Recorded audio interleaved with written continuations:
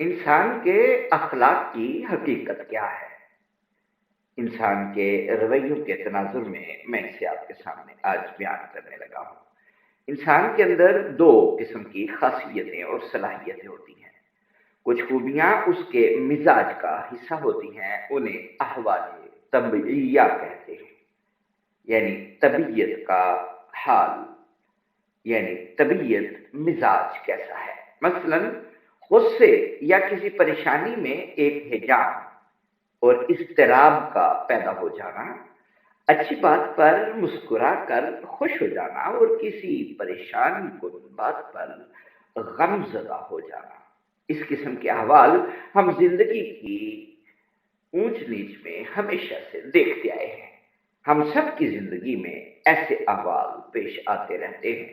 ان احوال کو طبعی احوال کہتے ہیں اور یہ اخلاق نہیں ہے، بلکہ اخلاق کا تعلق احوال عادیہ سے ہے۔ تو جس طرح میں نے عرض کیا کہ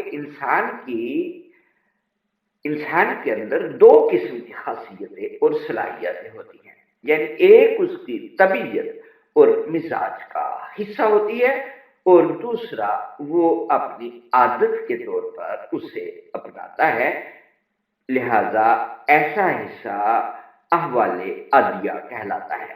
اگر انسان اپنے اوپر جبر کر کے بھلائی، اچھائی اور نیکی کا کوئی کام کرے تو اس کیفیت میں انجام پانے والے نیک کاموں کو بھی اخلاق نہیں کہتے، یعنی وہ انسانی خلق نہیں ہے۔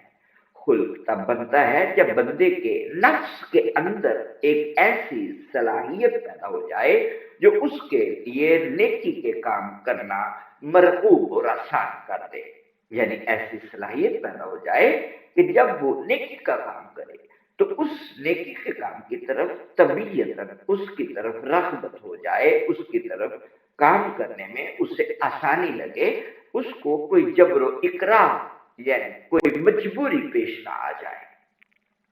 وہ لوگوں کے ساتھ خیر اور بھلائی کے اعمال بڑی سہولت کے ساتھ اور شوق کے ساتھ انجام دے سکے اور اس پر کسی بھی قسم کی کوئی پابندی نہ ہو۔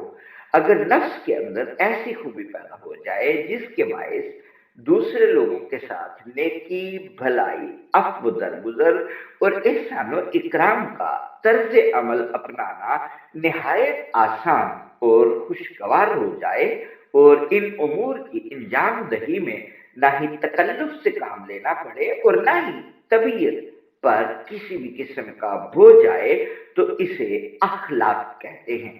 اسی طرح دوسروں کو عزت دینے، کمزور کی مدد کرنے اور دوسرے کے دکھ درد مٹانے کے عمل میں بھی اسے کوئی دقت پیش نہ آئے، بلکہ اس کی طبیعت میں ہی نیکی کی رغبت اور میلان ایک فطری جذبہ کے طور پر موجزن ہو جائے اور پھر اس میں ایسی مضبوطی، استقامت اور دوام آ جائے کہ حالات کے تغیرات، حالات کے بدلنے میں، حالات کے اونچ نیچ آنے میں بھی اس میں کسی قسم کی کمی نہ آنے دے۔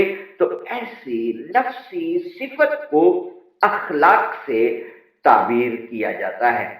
ایسی نفسی صفت کو اخلاق سے تعبیر کیا جاتا ہے۔ انبیاء کرام اور اولیاء اعظام کی خلقت میں ہی اخلاق حسنہ ودیت کر دیے جاتے ہیں۔ تو اخلاق حسنہ کے دو پہلو ہوئے، ایک اکتسابی اور دوسرا جبلی۔ سامعین و ناظرین، اگر آپ کو ہماری یہ گفتگو، یہ ویڈیو اچھی لگے، آپ سے گزارش ہے اسے سبسکرائب کیجئے، بیل آئیکن کو ضرور پریس کیجئے تاکہ ہماری حوصلہ افزائی ہو اور آنے والی ہر نئی ویڈیو آپ تک پہنچ سکے۔ یہ اخلاق حسنہ کے دو پہلو، اکتسابی اور جبلی، پر اگلے ویڈیو میں بات ہوگی۔ السلام علیکم ورحمۃ اللہ وبرکاتہ۔